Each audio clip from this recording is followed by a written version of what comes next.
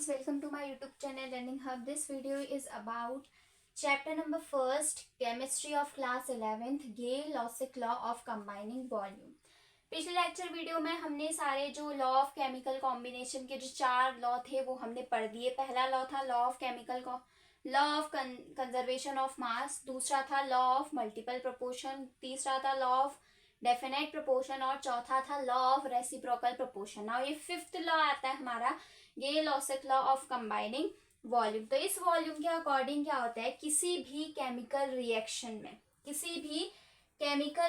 में जो gas react हो रही है एक साथ, जो भी गैस रिएक्ट होती है किसी भी केमिकल रिएक्शन में, वो जो होती है उनका जो रेशियो होता है वो सिंपल होल नंबर रेशियो होता है। सिंपल होल नंबर रेशियो होगा बाय वॉल्यूम। जैसे हम एग्जाम्पल ले सकते हैं, एग्जाम्पल लेते हैं हमारा H2 प्लस Cl2 रिएक्ट करता है और देता है हमें 2HCl। ये दोनों गैस हैं, H2 भी गैस है, Cl2 भी गैस है, तो ये दोनों गैस रिएक्ट करती हैं। 1 मोल हमारा H2 होता है और 1 मोल हमारा Cl2 रिएक्ट करता है, तो उससे हमें 2 मोल का HCl मिलता है। ठीक है, तो देखिए क्या हुआ, जो किसी भी केमिकल रिएक्शन में जब दो गैस एक साथ रिएक्ट करती हैं तो उनका जो भी रेशियो होता है वो सिंपल होल नंबर रेशियो होता है बाय वॉल्यूम। उसके वॉल्यूम के साथ सिंपल होल नंबर रेशियो का मतलब इनके वॉल्यूम का सिंपल होल नंबर रेशियो मिलेगा। हमें क्या मिल रहा है, इसका रेशियो 1:1:2 मिल रहा है। सिंपल नंबर रेशियो है ना, ठीक है। तो ये बोलता है हमारा गे-लुसेक लॉ ऑफ कंबाइनिंग वॉल्यूम। जब दो गैसेस रिएक्ट करती हैं किसी भी रिएक्शन में तो वो जो है उनके जो वॉल्यूम का जो रेशियो होता है वो सिंपल नंबर रेशियो होता है, सिंपल रेशियो होता है। ठीक है, दूसरा नेक्स्ट टॉपिक है हमारे 5 लॉ ऑफ केमिकल कॉम्बिनेशन हमारी कंप्लीट हो गई है, 5th वाली भी। अब नेक्स्ट टॉपिक पे आते हैं हम, Dalton's atomic theory.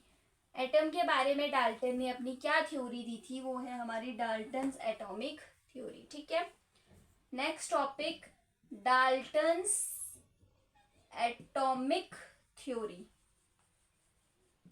Dalton's atomic theory, Dalton's ने क्या बोला था डाल्टन ने बोला था कि मैटर जो है, पहला उसने ऐसा बोला कि मैटर जो है किससे मिलकर बना है, स्मॉल इंडिविजुअल पार्टिकल से मिलकर बना है, जिसको एटम बोलते हैं। ठीक है, मैटर मेड अप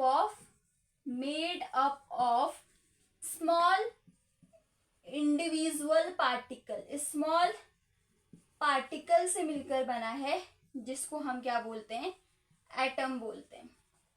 ठीक है, पहला उसने बोला कि जो मैटर है वो स्मॉल पार्टिकल से मिलकर बना हुआ है, एक इंडिविजुअल पार्टिकल, एक सिंगल पार्टिकल से मिलकर बना होता है मैटर, जिसको हम एटम बोलते हैं। पहले डाल्टन की थ्योरी ये थी। दूसरा उसने बताया था कि जो सेम एलिमेंट्स के जो एटम होते हैं, वो क्या होते हैं, सेम होते हैं। Same atoms of same element are same, same atoms of same element are same, same atoms of same element are same, मतलब सेम एलिमेंट के जो एटम होंगे, फॉर एन एग्जांपल हम कॉपर ले लेते हैं, कॉपर के जो एटम होंगे वो सभी किसके होंगे, कॉपर के होंगे। ठीक है, तो उसने यही बोला कि सेम एलिमेंट के जो एटम्स होंगे वो क्या होंगे, सेम होंगे इन ऑल रिस्पेक्ट, सभी रिस्पेक्ट में। मीन्स उसका जो मास होगा, उनकी केमिकल प्रॉपर्टीज होंगी और उनका शेप होगा, उनका साइज होगा, सब क्या हो जाएगा, सेम होगा। क्या बोला कि जो सेम एलिमेंट के जो एटम्स होंगे उनका मास भी सेम होगा, उनकी केमिकल प्रॉपर्टीज भी सेम होंगी, उनका शेप भी सेम होगा और उनका साइज भी सेम होगा। डाल्टन्स एटॉमिक थ्योरी के ये दूसरा पॉइंट था। तीसरा पॉइंट उसने ये बोला कि जो डिफरेंट एलिमेंट्स के जो एटम होंगे वो क्या होंगे, डिफरेंट होंगे। ठीक है, different elements have different atoms. ठीक है, डिफरेंट एलिमेंट्स के जो एटम्स होंगे वो डिफरेंट होंगे, मतलब उनका शेप, उनका मास, उनका केमिकल प्रॉपर्टीज, उनकी साइज, सब कुछ क्या होगा, डिफरेंट होगा, डिफरेंट एलिमेंट्स के एटम्स का। ठीक है, ये तीसरा उसने बोला। चौथा बोला कि चौथा क्या बोला, atom is the smallest unit. Atom क्या है, एक स्मॉलेस्ट यूनिट है जो किसी भी केमिकल कॉम्बिनेशन में हिस्सा लेती है। Atom is the smallest unit. Atom क्या है, सबसे छोटी यूनिट बोली उसने, मैटर की सबसे छोटी यूनिट बोली उसने एटम, और एटम स्मॉलेस्ट यूनिट है बोला, एंड टेक पार्ट, और वो किसमें हिस्सा लेती है, and take part in chemical combination में।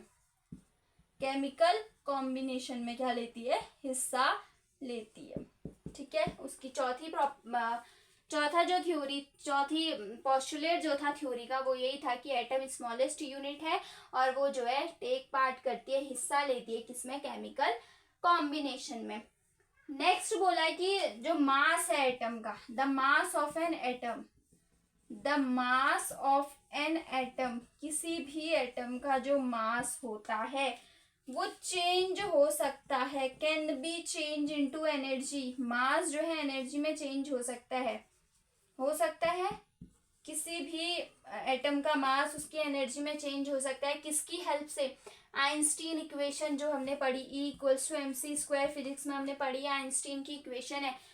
तो किसी भी एटम का मास उसकी एनर्जी में क्या हो सकता है, चेंज हो सकता है इस आइंस्टीन की इक्वेशन से। ठीक है, तो ये कुछ पोस्टुलेट है डाल्टन की एटॉमिक थ्योरी के। पहला पोस्टुलेट उसने बोला है कि जो मैटर है, मैटर वो एक स्मॉलेस्ट पार्टिकल से मिलकर बनता है जिसको हम एटम बोलते हैं। ठीक है, और उसने बोला है कि जो सेम एटम होंगे, सेम एलिमेंट के जो सेम एटम होंगे वो क्या होंगे, सेम होंगे, मतलब उनका मास भी सेम, उनकी केमिकल प्रॉपर्टीज भी सेम, शेप भी सेम और उनका साइज भी सेम होगा। ठीक है, फिर उसने बोला कि जो डिफरेंट एलिमेंट्स के जो एटम्स होंगे, डिफरेंट एलिमेंट्स के जो भी एटम्स होंगे उनका मास भी सेम होगा, केमिकल प्रॉपर्टीज भी सेम होंगी, केमिकल प्रॉपर्टीज भी अलग होंगी, मास भी अलग होगा, शेप भी अलग होगा एंड साइज भी अलग होगा। नेक्स्ट था, उसने बोला है कि एटम को सबसे छोटी यूनिट बोला उसने, स्मॉलेस्ट यूनिट बोला एटम को, जो किसमें हिस्सा लेती है, केमिकल कॉम्बिनेशंस में हिस्सा लेती है। नेक्स्ट था कि किसी भी एटम का मास किसमें चेंज हो सकता है, उसकी एनर्जी में चेंज हो सकता है। मास किसमें चेंज हो सकता है,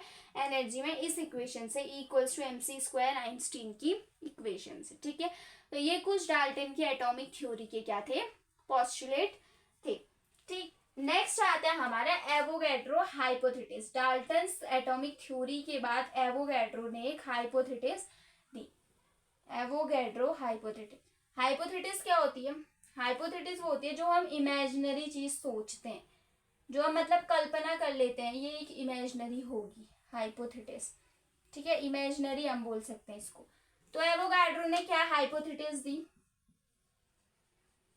एवोगैड्रो हाइपोथेसिस, एवोगैड्रो हाइपोथेसिस क्या थी ये, इसमें एवोगैड्रो ने बोला, वाइल, जब डाल्टन ने और गे ल्यूसेक लॉ, जब डाल्टन की, जो भी डाल्टन ने अपनी एटॉमिक थ्योरी दी और गे ल्यूसेक लॉ ने जो भी अपने लॉ दिए, जब उनको मतलब जब उनको कोरिलेट किया गया, एक साथ कोरिलेट किया गया, तो क्या हुआ, बहुत ही ज्यादा प्रॉब्लम हुई। तो उसके बाद जो है बर्जीलियस ने जो है क्या दी, एक बर्जीलियस एक स्वीडिश साइंटिस्ट थे, बर्जीलियस क्या थे, बर्जीलियस एक साइंटिस्ट का नाम है, ये एक स्वीडिश के साइंटिस्ट थे जिन्होंने एक हाइपोथेसिस प्रपोज्ड की। क्या प्रपोज्ड की इन्होंने, क्या बताया, एक हाइपोथेसिस बताया कि हमें काल्पनिक ये चीज मान सकते हैं। उन्होंने ये बोला, बर्जीलियस के अकॉर्डिंग क्या था कि इक्वल वॉल्यूम की गैस, अकॉर्डिंग टू हर बर्जीलियस के according, equal volume of gas contain equal number of atoms, Berzelius ने एक हाइपोथेसिस बताया, एक काल्पनिक ये बात बोली कि इक्वल वॉल्यूम की जो गैस होगी, जो इक्वल अमाउंट की गैस होगी, वो इक्वल नंबर के एटम्स कंटेन करेगी। ठीक है, equal amount of gas contain equal number of atom, ये बर्जीलियस ने बोला। ठीक, ये क्यों बोला गया, क्योंकि जब डाल्टन की थ्योरी आई और जो गे ल्यूसेक लॉ ने अपना गैसेस के बारे में लॉ दिया था, तो जब उन दोनों लॉस को कोरिलेट किया गया तो क्या हुई, बहुत ही ज्यादा प्रॉब्लम हुई। ठीक है, तो फिर उसके बाद बर्जीलियस आए, ये स्वीडिश साइंटिस्ट हैं। इन्होंने बोला कि इन्होंने एक हाइपोथेसिस सजेस्ट किया, एक काल्पनिक एक ऐसी बात बोली कि इनके अकॉर्डिंग ये था कि इक्वल नंबर ऑफ गैस क्या कंटेन करेंगी, equal number of atoms contain करेंगी। ठीक है, अंडर किस कंडीशन में, टेम्परेचर और प्रेशर क्या रहना चाहिए, कांस्टेंट रहना चाहिए, under similar condition of temperature and pressure. एक कंडीशन ये है कि टेम्परेचर और प्रेशर हमारा क्या रहना चाहिए, कांस्टेंट रहना चाहिए, सेम रहेगा। ठीक है, फिर उसके बाद जो है एवोगैड्रो ने सजेस्ट किया कि, फिर उसके बाद आए एवोगैड्रो, फिर एवोगैड्रो ने क्या सजेस्ट किया, फिर देखना, एवोगैड्रो सजेस्टेड, उन्होंने क्या सजेस्ट किया, एवोगैड्रो सजेस्टेड दैट मैटर क्या कंसिस्ट करेगा, टू काइंड के पार्टिकल्स कंसिस्ट करेगा। Avogadro suggested that matter consist to kind of particles, matter क्या कंसिस्ट करेगा, दो काइंड के पार्टिकल्स कंसिस्ट करेगा। मैटर के पास क्या होंगे, सिर्फ एक एटम ही एटम नहीं होगा। अभी तक डाल्टन ने बोला कि मैटर सिर्फ एक स्मॉलेस्ट पार्टिकल से मिलकर बना है जिसको एटम बोलते हैं। फिर एवोगैड्रो ने बोला कि मैटर क्या कंसिस्ट करेगा, मैटर के पास दो अलग अलग तरीके के पार्टिकल्स होंगे। उसने पहले पार्टिकल को एटम बोला और दूसरे पार्टिकल को बोला मॉलिक्यूल। तो एवोगैड्रो ने ये बताया कि एवोगैड्रो ने बोला कि मैटर कंसिस्ट करेगा दो काइंड के पार्टिकल्स, उसने पहले बोला एटम और दूसरा बोला मॉलिक्यूल। ठीक है, तो इसी एवोगैड्रो ने जो इसी हाइपोथेसिस है जो उसने सपोज किया, इसी को हम बोलते हैं एवोगैड्रो लॉ। इसी को क्या भी बोला जाता है, एवोगैड्रो का लॉ भी बोला जाता है। ठीक, ये एक उसकी एक हाइपोथेसिस थी एवोगैड्रो की कि मैटर टू काइंड के पार्टिकल्स कंसिस्ट करेगा, एटम एंड मॉलिक्यूल। इसी उसकी हाइपोथेसिस को क्या बोल दिया गया, एवोगैड्रो लॉ बोल दिया गया। ठीक है, इस लॉ के अकॉर्डिंग क्या होता है, एवोगैड्रो के लॉ के अकॉर्डिंग क्या होता है।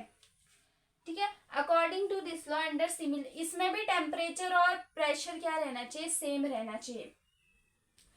ठीक है, टेम्परेचर और प्रेशर सेम रहना चाहिए। तो क्या हुआ इस लॉ के अकॉर्डिंग, एवोगैड्रो लॉ के according, according to this law under same temperature और प्रेशर, जब टेम्परेचर और प्रेशर क्या रहेगा, सेम रहेगा, अंडर सेम टेम्परेचर और pressure, equal volume of gas, equal volume of all gases contain equal number of volume, equal number of molecules। अब इस Avogadro law के अकॉर्डिंग क्या हुआ, एवोगैड्रो ने बोला इस लॉ के अकॉर्डिंग सेम टेम्परेचर और प्रेशर होना चाहिए, प्रेशर और टेम्परेचर सेम होना चाहिए। उन्होंने बोला कि इक्वल वॉल्यूम की सारी गैसेस, वो सारी गैसेस जिनका वॉल्यूम इक्वल है, वो सारी गैसेस क्या कंटेन करेंगी, equal number of molecules contain करेंगी। मतलब जितनी भी गैसेस जिनका वॉल्यूम क्या होगा, सेम होगा, उनके पास इक्वल नंबर के मॉलिक्यूल्स होंगे। ये बोला एवोगैड्रो लॉ ने, ये था एवोगैड्रो का लॉ। जैसे हम एग्जाम्पल ले सकते हैं, एग्जाम्पल लेते हैं 2H2 plus O2 gives 2H2O, मिलते हैं ना हमें। देखना यहाँ पर 4 मॉलिक्यूल्स हैं हाइड्रोजन के, प्लस 2 मॉलिक्यूल है हमारे ऑक्सीजन के।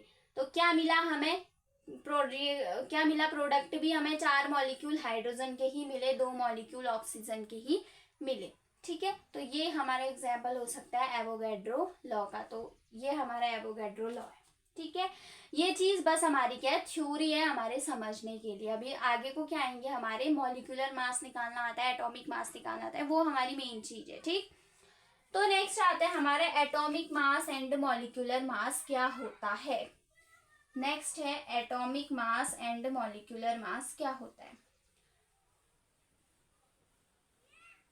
Atomic mass and molecular mass, पहला topic atomic mass.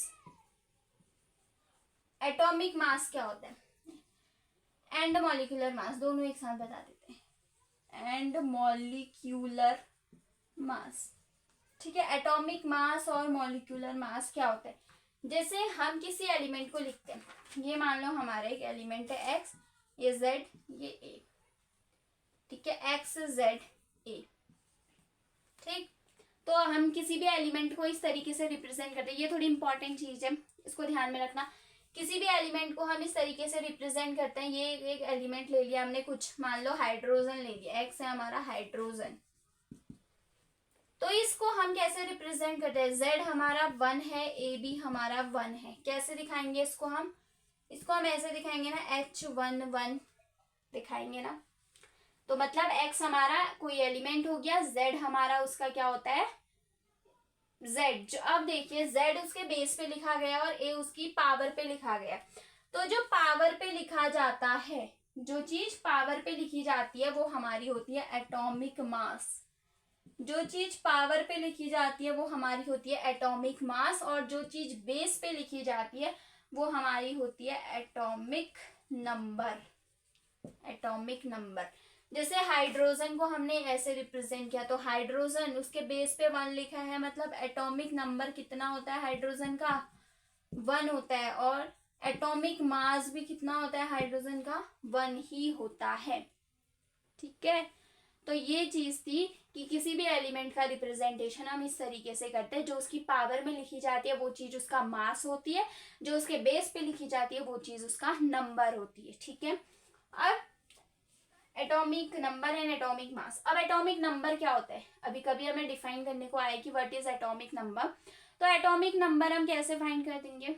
Atomic number का मतलब क्या हुआ कि कितने नंबर के प्रोटॉन हैं। Number of proton in an atom, उस एटम में कितने नंबर के प्रोटॉन है, उसी को हम उसका एटॉमिक मास बोलते हैं, एटॉमिक नंबर बोलते हैं। जैसे हाइड्रोजन का एटॉमिक नंबर 1 और मास 1 होता है। हाइड्रोजन का एटॉमिक नंबर कितना है? 1। तो हम बोलेंगे कि हाइड्रोजन में एक प्रोटॉन प्रेजेंट है। ठीक है, एटॉमिक नंबर का मतलब कितने उसमें प्रोटॉन प्रेजेंट है, उसी को एटॉमिक नंबर बोलते हैं, नंबर ऑफ प्रोटॉन। ठीक है, अब नेक्स्ट आता है हमारा एटॉमिक मास क्या होता है। एटॉमिक मास जो होता है प्रोटॉन और न्यूट्रॉन का सम होता है। एटॉमिक मास का मतलब, एटॉमिक मास का मतलब कितने नंबर ऑफ प्रोटॉन और कितने नंबर ऑफ न्यूट्रॉन प्रेजेंट है उस पर्टिकुलर एटम में, उसको हम एटॉमिक मास बोलते हैं। तो एटॉमिक मास कैसे निकलेगा?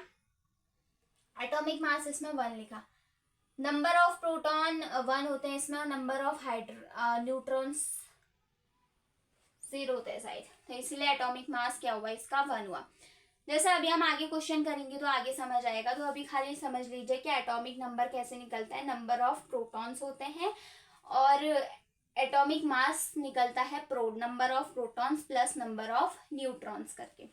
ठीक है, अब देखते हैं नेक्स्ट आता है हमारा मॉलिक्यूलर मास। ये तो हमारा था एटॉमिक मास के बारे में कि एटम को इस तरीके से रिप्रेजेंट किया जाता है। जो उसके ऊपर लिखा जाता है वो उसका एटॉमिक मास होता है, जो उसके नीचे लिखा जाता है वो उसका एटॉमिक नंबर होता है। ठीक है, तो एटॉमिक नंबर का मतलब कितने उसमें प्रोटॉन प्रेजेंट है, और एटॉमिक मास का मतलब कितने प्रोटॉन और कितने न्यूट्रॉन प्रेजेंट है, उन दोनों का सम हमारा एटॉमिक मास होता है। ठीक है, अब नेक्स्ट आता है हमारा मॉलिक्यूलर मास। नेक्स्ट टॉपिक है हमारा मॉलिक्यूलर मास। अब मॉलिक्यूलर मास क्या होता है? जितने कोई एक कंपाउंड है, उस कंपाउंड के सभी एटॉमिक मास का सम हमें क्या मिलता है? मॉलिक्यूलर मास मिलता है। The sum of atomic mass of all the elements present in a compound is called molecular mass। मतलब जितने एटॉमिक, कोई एक कंपाउंड दिया है, मैं जैसे ग्लूकोज दिया C6H12O6, ये ग्लूकोज का केमिकल फॉर्मूला होता है। ठीक है, अब इसका मॉलिक्यूलर मास हमें निकालना है। तो मॉलिक्यूलर मास कैसे निकलेगा? मॉलिक्यूलर मास होता है, ये पूरा एक कंपाउंड हुआ ना ग्लूकोज, तो इस पूरे कंपाउंड में कितने एलिमेंट प्रेजेंट है? एक कार्बन प्रेजेंट है, एक हाइड्रोजन प्रेजेंट है, एक ऑक्सीजन, 3 एलिमेंट प्रेजेंट है। तो इन तीनों एलिमेंट्स के जो भी एटम है, कार्बन के पास 6 एटम है, हाइड्रोजन के पास 12 एटम है और ऑक्सीजन के पास 6 एटम है। ठीक है, तो इस पूरे कंपाउंड में कितने नंबर, जितने एलिमेंट हैं उन सभी एलिमेंट्स के एटम्स का सम, उन सभी एलिमेंट्स के एटम्स का सम ही क्या होता है? एटॉमिक मास का, उन सभी एलिमेंट्स के जो एटम हैं उनके मास का सम। मॉलिक्यूलर मास यही है कि sum of atomic mass, atomic mass जो है वो सब पूरे एटॉमिक मास का सम से ही हमें मॉलिक्यूलर मास मिलता है। तो इस कंपाउंड का मॉलिक्यूलर मास हम कैसे निकाल सकते हैं? देखो, कार्बन के कितने एटम, कार्बन का मास कितना होता है 12 होता है, इनटू कार्बन के कितने एटम्स हैं हमारे पास 6 एटम्स है, प्लस हाइड्रोजन का मास हमें पता है 1 होता है, इनटू हाइड्रोजन के कितने एटम्स हैं इसमें 12 एटम्स है, प्लस ऑक्सीजन का मास कितना होता है 16 होता है, इनटू ऑक्सीजन के कितने एटम प्रेजेंट है 6 एटम प्रेजेंट है। 12 6 जा 72 प्लस 12 1 जा 12 प्लस 16 6 जा 96। ठीक है, तो इन सभी का जब हम सम करेंगे 6 7 8 9 10 0 कैरी 1 7 1 8 9 10 11 12 13 14 15 16 17 18 AMU 18 AMU। ठीक है, इस तरीके से हम इसको रिप्रेजेंट करते हैं। ठीक, तो मॉलिक्यूलर मास क्या होता है? सम ऑफ एटॉमिक मास। किसी भी कंपाउंड में जितने एटम हैं उनके एटॉमिक मास का सम ही हमें मॉलिक्यूलर मास देता है। ठीक है, कार्बन का मास कितना होता है 12 होता है, ये हमें याद रखना पड़ेगा। कुछ जैसे जो कुछ फॉर्मूले हैं, जैसे कार्बन हो गया, कुछ एलिमेंट्स हो गए, हाइड्रोजन हो गया और ऑक्सीजन हो गया, सल्फर हो गया, ऐसे कुछ एलिमेंट्स जो है कॉमन एलिमेंट्स जिनका क्वेश्चन क्या होता है बनता है पेपर में। ठीक है, कार्बन का मास हो गया 12 इंटू उसमें 6 एटम्स प्रेजेंट है, प्लस किया, ये सब एक दूसरे से प्लस के साइन से जुड़े हुए हैं ना, कंबाइन होकर ही एक एटम एक कंपाउंड बनाते हैं, तो इसलिए प्लस किया। हाइड्रोजन का मास होता है 1 इंटू उसमें कितने एटम प्रेजेंट है 12 प्लस ऑक्सीजन का मास होता है 16 इंटू उसमें कितने एटम प्रेजेंट है 6। तो इन सभी को सॉल्व करके हमारा 180 एटॉमिक मास यूनिट के आगे, या हम इसको क्या लिख सकते हैं यू भी लिख सकते हैं ऐसा। ठीक है, जब भी हमें एटॉमिक मास यूनिट बतानी होती है तो हम उसको AMU से डिनोट करते हैं। ठीक, अब कुछ मॉलिक्यूलर मास निकालने हैं हमें, फाइंड द मॉलिक्यूलर मास। कुछ मॉलिक्यूलर मास निकालो। पहला हमारा आता है सुक्रोज का फॉर्मूला। सुक्रोज क्या होता है? सुक्रोज का केमिकल फॉर्मूला है फर्स्ट C12H22O11। इस कंपाउंड का मॉलिक्यूलर मास निकालो, फाइंड आउट करो आएगा। ठीक, तो हमें पता है कि मॉलिक्यूलर मास कैसे निकलता है, सारे एटॉमिक मास का सम होता है मॉलिक्यूलर मास। कार्बन का एटॉमिक मास 12 इंटू उसके कितने एटम प्रेजेंट है 12 प्लस हाइड्रोजन का एटॉमिक मास 1 इंटू उसके कितने एटम्स प्रेजेंट है 22 प्लस ऑक्सीजन का एटॉमिक मास 16 इंटू उसके कितने एटम प्रेजेंट है 11। तो 12 इंटू 12 हो जाएगा 144 प्लस 22 1 जा 22 प्लस 16 इंटू 11 हो जाता है हमारा 176। ठीक है, तो इन सभी को जब हम ऐड करेंगे तो हमारा आ जाएगा 456 1 प्लस 176, यह आ जाएगा 6 टू 12 की 2 कैरी 1 7 8 9 10 11 12 13 14 की 4 कैरी 1 342U। ये हमारा मॉलिक्यूलर मास निकल गया किसका? सुक्रोज का। इस तरीके से हम क्या निकालेंगे मॉलिक्यूलर मास फाइंड आउट करेंगे। ठीक है, अब नेक्स्ट एक और आता है हमारा NaCl का निकालो, पूछते हैं NaCl का कैसे निकलेगा? NaCl का मॉलिक्यूलर मास कैसे निकलेगा? सोडियम का जो मास होता है वो होता है 23। सोडियम का मास कितना होता है 23 होता है। उसका एक ही एटम जुड़ा हुआ है ना, खाली सोडियम ही सोडियम है ना, तो इसलिए इंटू 1 करेंगे तो 23 आएगा। प्लस क्लोरीन का मास जो होता है वो होता है हमारा 35.5 क्लोरीन का मास। ठीक है, इन दोनों को जब हम ऐड करेंगे तो ये चीज आएगी हमारी 58.5U। ये आ गया हमारा NaCl का क्या मॉलिक्यूलर फॉर्मूला। ठीक, नेक्स्ट ऐसे ही HCl का भी आ जाएगा। HCl का क्या हो जाएगा? HCl तीसरा HCl का क्या हो जाएगा? हाइड्रोजन का होता है 1 प्लस क्लोरीन का होता है मास हमारा 35.5, तो ये हो जाएगा 36.5 36.5 AMU। यह हमारा HCl का मॉलिक्यूलर मास हो गया। ठीक है, नेक्स्ट एक और आता है हमारा इथेनॉल का। ETHANOL। इथेनॉल का जो फॉर्मूला होता है वो C2H5OH होता है। ठीक है, अब इसका मॉलिक्यूलर मास निकालो। बोलेगा कार्बन का होता है 12 इंटू कितने एटम है उसके 2 है, प्लस हाइड्रोजन का मास होता है 1 इंटू कितने एटम है उसके 5, प्लस ऑक्सीजन का मास होता है हमारा 16 प्लस, और हाइड्रोजन का मास होता है 1। ठीक है, ऑक्सीजन का एक एटम प्रेजेंट है ना, इसलिए 16 इंटू 1 16, प्लस फिर हाइड्रोजन का भी एक एटम प्रेजेंट है, इसलिए 1 इंटू 1 1। 12 2 ज़ा 24 प्लस 5 1 ज़ा 5 प्लस 16 में 1 आ जाएगा हमारा 17। ये चीज हो जाएगी हमारी 5 6 7 8 9 29। 29 प्लस 17 होता है हमारा 46 एटॉमिक मास यूनिट।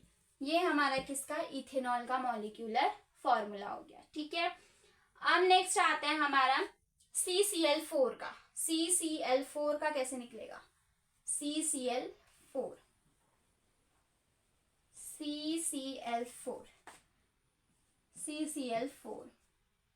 इसका कैसे निकलेगा, कार्बन का कितना होता है 12 प्लस एक एटम है तो 12 इंटू 1 12, प्लस क्लोरीन का होता है 35.5 मास, उसके 4 एटम है तो इंटू 4, तो 12 प्लस 4 5 ज़ा 20 की 0 कैरी 1, 4 5 ज़ा 20 21 22 की 2 कैरी 2, 4 3 ज़ा 12 13 14, एक के बाद डेसिमल है तो 142.0।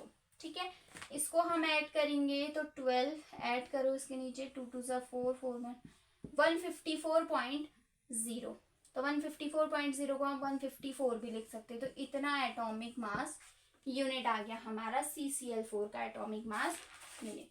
ठीक है, इस तरीके से हम एटॉमिक मास यूनिट क्या करते हैं, फाइंड आउट करते हैं। अब नेक्स्ट हमारा डाल्टन की एटॉमिक थ्योरी के क्या लिमिटेशन आए वो पढ़ते हैं। लिमिटेशन क्यों फेल हुई डाल्टन की एटॉमिक थ्योरी, उसके बारे में पढ़ते हैं। Limitation of Dalton's theory,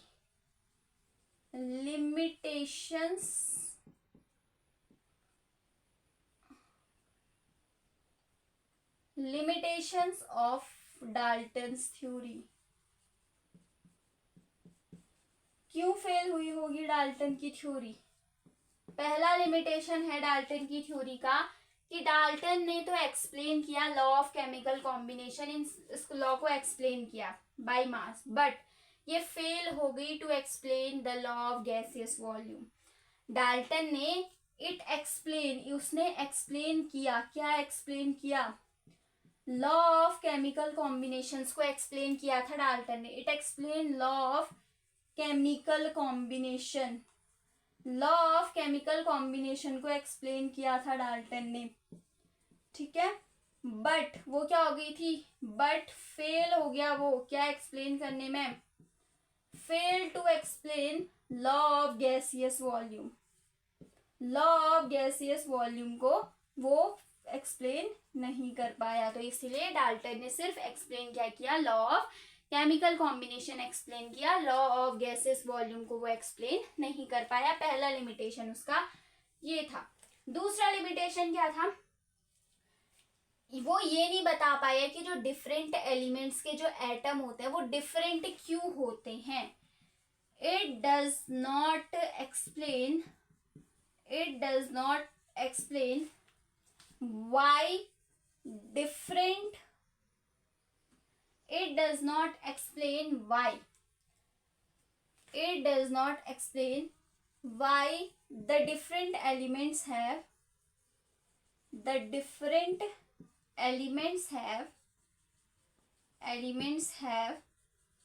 different atom। Different elements के डिफरेंट एटम क्यों होते हैं इन एवरी रिस्पेक्ट, वो ये नहीं बता पाया कि जो अलग अलग एलिमेंट्स होते हैं उनके अलग अलग एटम्स क्यों होते हैं, उनका मास अलग क्यों होता है, केमिकल प्रॉपर्टीज अलग क्यों होती है, शेप साइज ये सब अलग क्यों होता है। तो उसका दूसरा फेलियर था उसके थ्योरी का ये। ठीक, तीसरा फेलियर उसके थ्योरी का था कि वो एक्सप्लेन नहीं कर पाया, क्या, does not explain the nature of bond between an atom। Atoms के बीच में जो बॉन्ड लगता है, एटम्स और मॉलिक्यूल्स एक दूसरे से बाइंड रहते हैं, इसलिए वो क्या बनाते हैं, कंपाउंड बनाते हैं। तो वो ये एक्सप्लेन नहीं कर पाया कि वो बॉन्ड का नेचर क्या है। It does not explain the nature of bond, it does not explain the nature of bond. Bond जो एटम और मॉलिक्यूल एक दूसरे से टाइटली पैक्ड रहते हैं, बॉन्ड रहते हैं, वो ये नहीं बता पाया कि वो क्यों रह पाते हैं, उन बॉन्ड का जो नेचर था वो एक्सप्लेन नहीं कर पाया डाल्टन। ये तीसरा लिमिटेशन था उसकी थ्योरी का। चौथा लिमिटेशन क्या है कि it does not explain how and why atoms of different elements combine with each other and form a molecule. वो ये नहीं बता पाया कि डिफरेंट एलिमेंट्स के एटम्स एक साथ क्यों कंबाइन हो रहे हैं और क्यों एक मॉलिक्यूल, एक कंपाउंड फॉर्म कर रहे हैं। डज नॉट एक्सप्लेन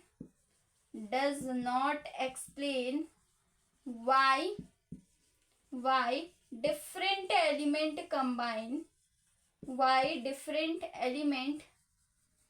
कंबाइन, क्यों अलग अलग एलिमेंट एक साथ कंबाइन हो रहे हैं एंड क्या फॉर्म कर रहे हैं, मॉलिक्यूल फॉर्म कर रहे हैं। तो ये कुछ डाल्टन की थ्योरी के पोस्टुलेट्स थे, लिमिटेशंस थे। पहला लिमिटेशन ये है कि डाल्टन एक्सप्लेन नहीं कर पाया, कि डाल्टन ने एक्सप्लेन तो किया, लॉ ऑफ केमिकल कॉम्बिनेशन उसने अच्छी से एक्सप्लेन किया, बट वो फेल हो गया क्या एक्सप्लेन करने में, law of gaseous volume explain करने में। ठीक। दूसरा उसका ये है कि it does not explain why the different elements have different atom. वो ये एक्सप्लेन नहीं कर पाया कि जो डिफरेंट एलिमेंट्स हैं उनके अलग अलग एटम्स क्यों होते हैं, अलग अलग शेप, साइज, मास, केमिकल प्रॉपर्टीज ये अलग अलग क्यों होती है। तीसरा है कि वो एक्सप्लेन नहीं कर पाया कि जो एटम्स और मॉलिक्यूल जो एक दूसरे से बाइंड हैं, उस बॉन्ड का जो नेचर है वो एक्सप्लेन डाल्टन नहीं कर पाया। चौथा उसका लिमिटेशन है कि वो ये एक्सप्लेन नहीं कर पाया कि अलग अलग एलिमेंट्स एक साथ कंबाइन होकर एक मॉलिक्यूल क्यों फॉर्म कर रहे हैं, वो ये एक्सप्लेन नहीं कर पाया। तो ये उसके थ्योरी के कुछ पोस्टुलेट थे। अब डाल्टन की थ्योरी तो क्या हो गई, फेल हो गई, उसके इतने लिमिटेशंस आ गए। अब उसके बाद कौन सी थ्योरी आई, अब उसके बाद हमारी मॉडर्न एटॉमिक थ्योरी आई। अब एटम के बारे में नई बात बोली गई। अब नेक्स्ट टॉपिक है हमारा मॉडर्न एटॉमिक थ्योरी। ये क्वेश्चन पेपर में क्वेश्चन आते हैं, limitation of Dalton atomic theory क्या थी, पोस्टुलेट्स क्या थे उसके, और फिर उसके बाद मॉडर्न एटॉमिक थ्योरी आई, वो चीज क्या थी। अब नेक्स्ट है हमारा modern atomic theory.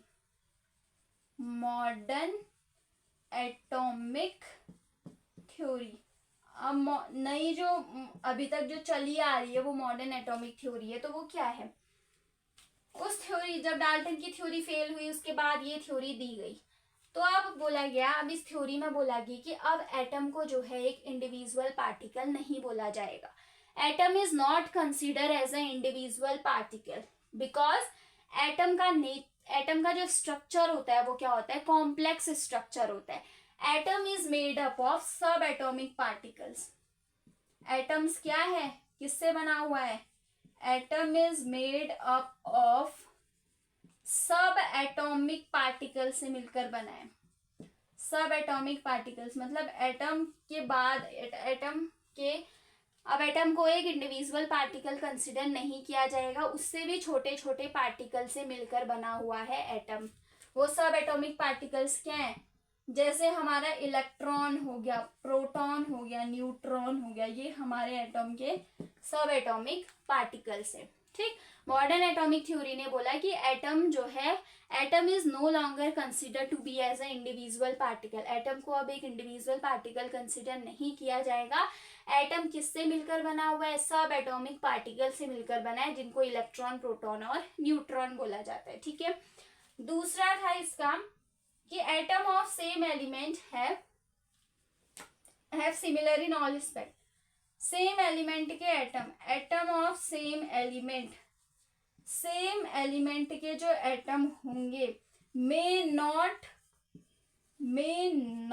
Similar in all respect, मतलब सभी रिस्पेक्ट में, सभी एस्पेक्ट्स में सिमिलर नहीं होंगे। May not similar in all aspects, इसका मतलब डाल्टन ने बोला कि सेम एलिमेंट के एटम क्या होंगे, सेम होंगे, उनका शेप, साइज, केमिकल प्रॉपर्टीज, ये सभी क्या होगा, सेम होगा। बट मॉडर्न एटॉमिक थ्योरी बोलती है कि सेम एलिमेंट के एटम सभी रिस्पेक्ट में, सभी चीजों में सेम नहीं होंगे, उनका किसी हद तक उनका शेप सेम हो सकता है, किसी हद तक उनका साइज सेम हो सकता है, बट सभी चीज में वो सेम नहीं होंगे।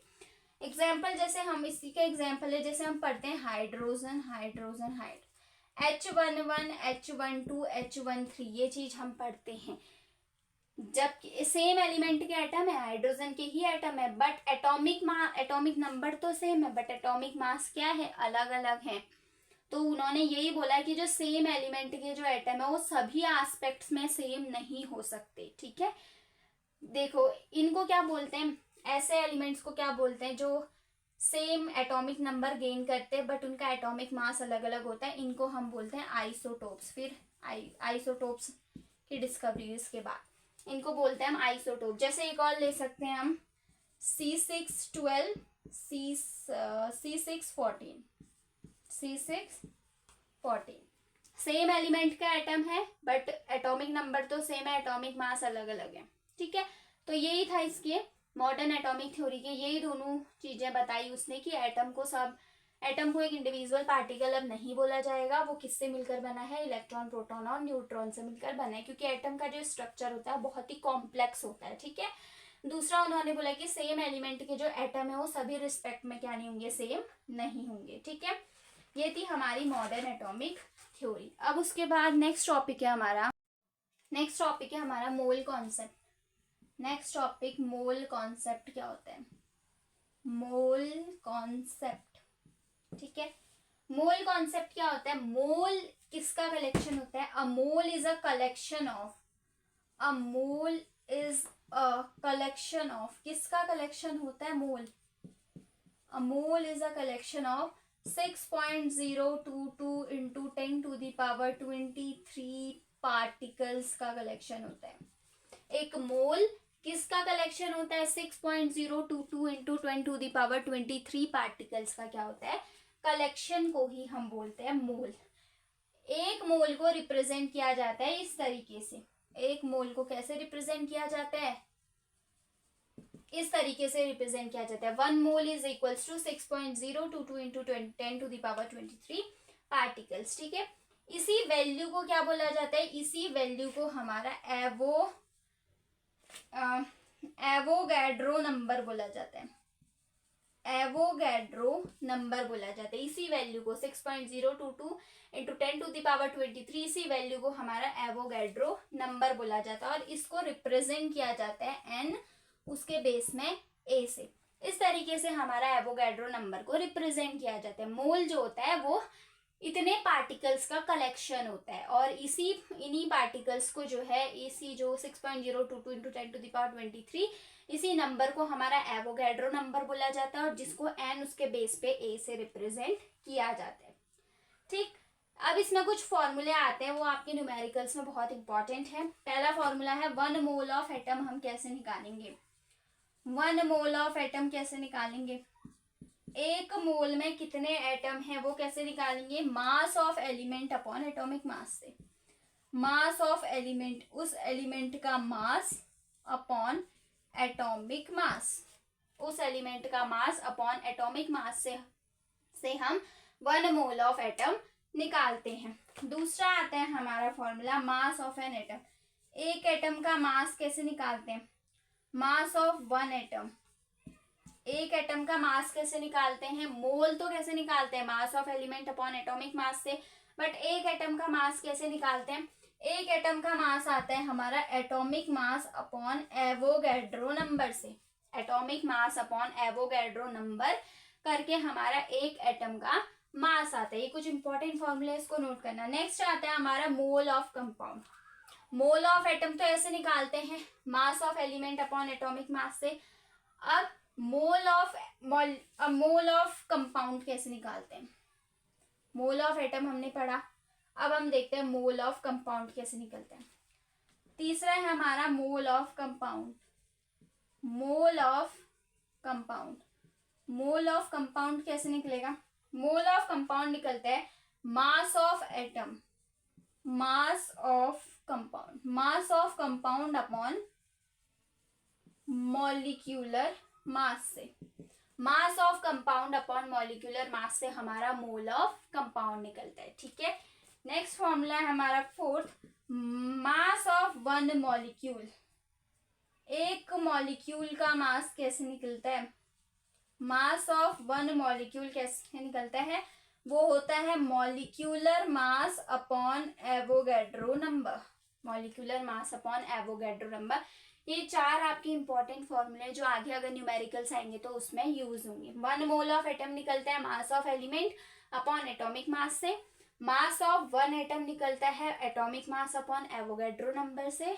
मोल ऑफ अ कंपाउंड निकलता है mass of compound upon molecular mass से। And mass of one molecule निकलता है molecular mass upon Avogadro number से। ठीक है, जैसे इससे रिलेटेड हम एक क्वेश्चन करते हैं, इससे रिलेटेड अगर एक क्वेश्चन करेंगे तो उससे समझ आ जाएगा।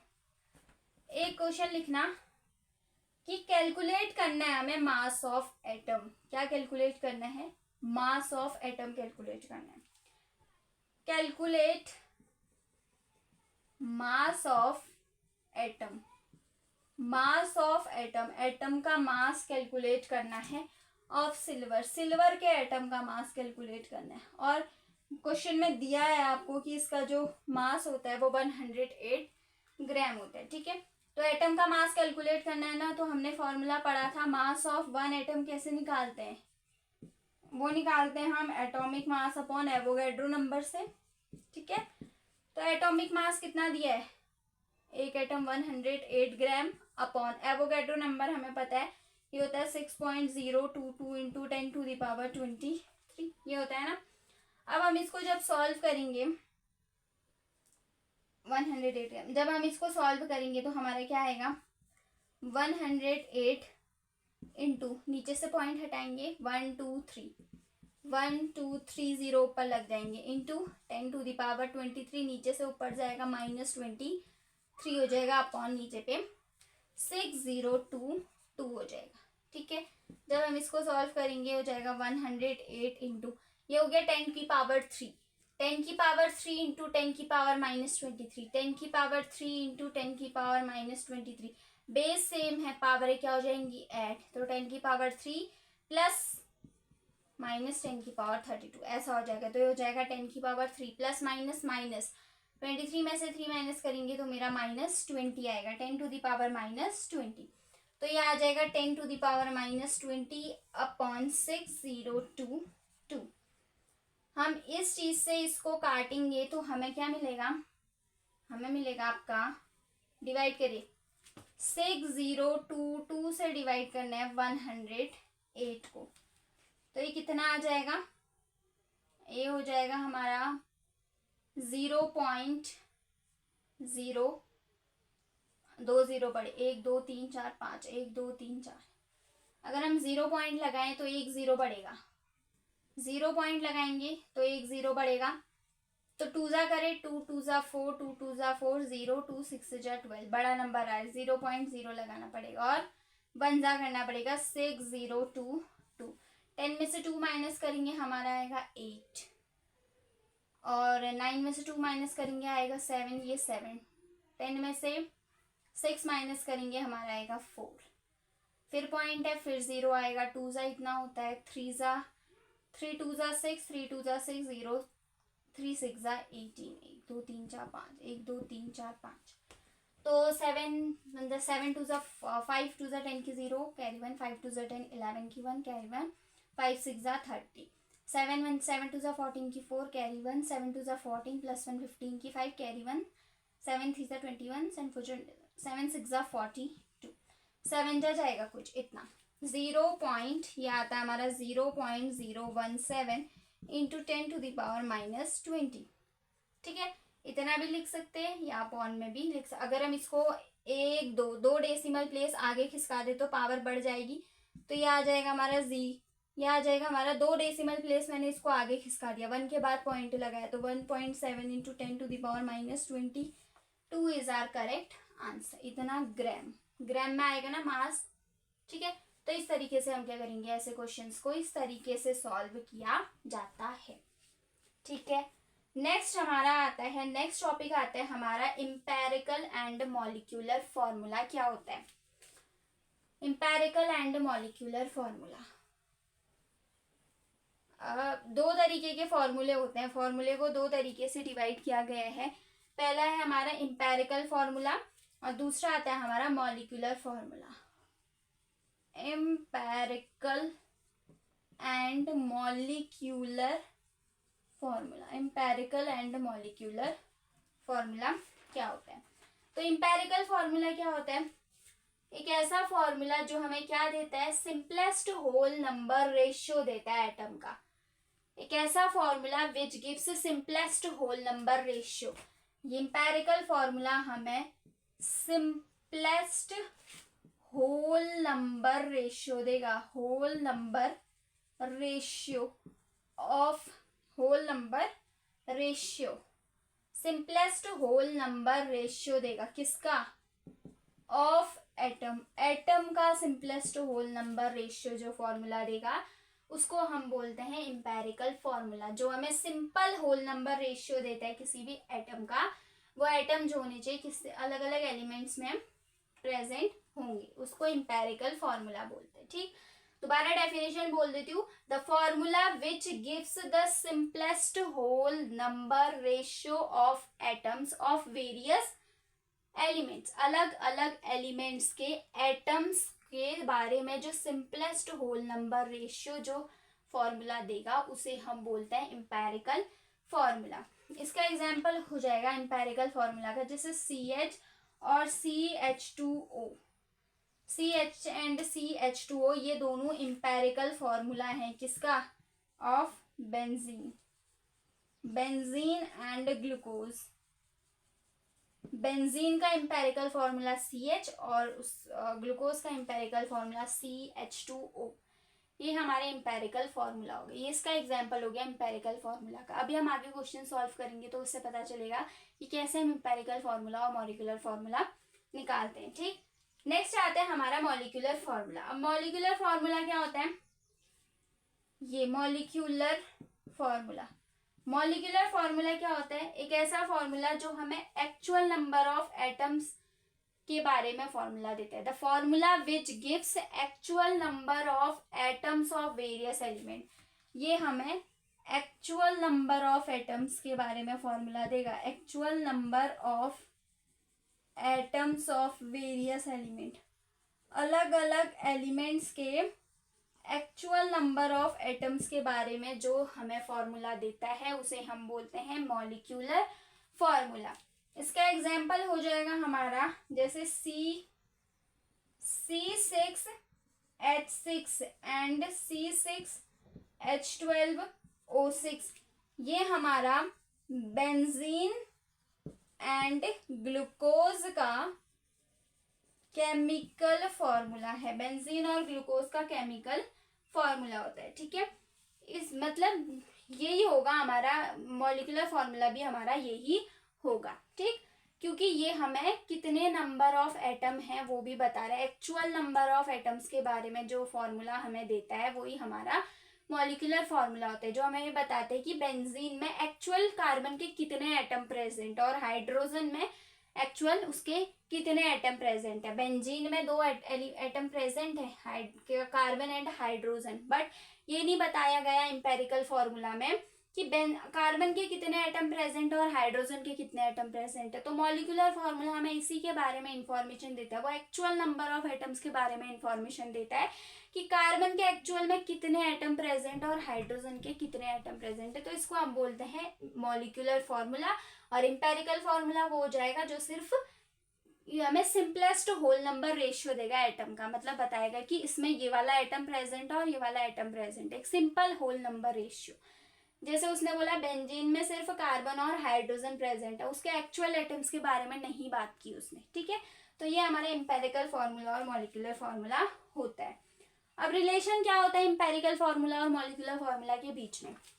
रिलेशन पढ़ते हैं अब इन दोनों के बीच में, relation between empirical and molecular formula. तो हमारा मॉलिक्यूलर फॉर्मूला, MF लिख रही हूँ तो समझना, मॉलिक्यूलर फॉर्मूला इक्वल होता है n इंटू एम्पेरिकल फॉर्मूला के। Molecular formula is equals to n into empirical formula. ठीक है, n यहाँ पर क्या है? सिंपलेस्ट होल नंबर, कोई भी होल नंबर हो सकता है। सिंपलेस्ट होल नंबर, कोई भी होल नंबर हो सकते हैं n की जगह, 1 2 3 4 कुछ भी, ठीक है। तो molecular formula is equals to n into empirical formula, ठीक। फिर इस n की वैल्यू, कभी अगर हमारा इम्पेरिकल फॉर्मूला दिया है और मॉलिक्यूलर फॉर्मूला दिया है, क्वेश्चन में पूछता है कि इस n की वैल्यू फाइंड आउट करो, तो इस n की जो वैल्यू होती है वो इस तरीके से निकलती है, वो निकलती है हमारा molecular formula mass upon empirical formula mass. N की जो वैल्यू निकलती है वो निकलती है molecular formula mass upon empirical formula mass से हमारी एन की वैल्यू निकलती है, ठीक है। तो इस तरीके से हम क्या निकाल सकते हैं, इम्पेरिकल और मॉलिक्यूलर फॉर्मूला निकलता है, ठीक।